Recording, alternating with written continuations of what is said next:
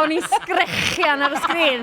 O'n i dda, come on! Mae wedi bod dros flwyddyn ers i chi ffilmio. O, do.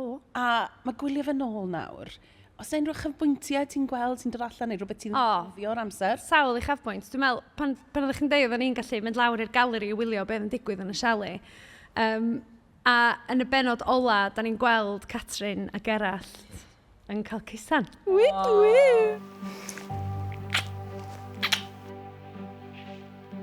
Gadwch chi mi ddeitha chi, mi oedden nhw'n eistedd yna am tua 5 munud, 10 munud, chwarter awr, o'n i sgrechian ar y sgrin. O'n i dda, come on! Beth ydych chi'n neud? A wedyn pan ddaeth y gusan, wir ar eich di, oedd fatha bod Cymru wedi ennill yr Ewros. Oedden ni ar y traed, oedden ni fatha, yes! Oedd diwrnod gora'n bywyda ni, ffordd oedden ni ymateb i'r peth, oedd o jyst yn foment o hyfryd.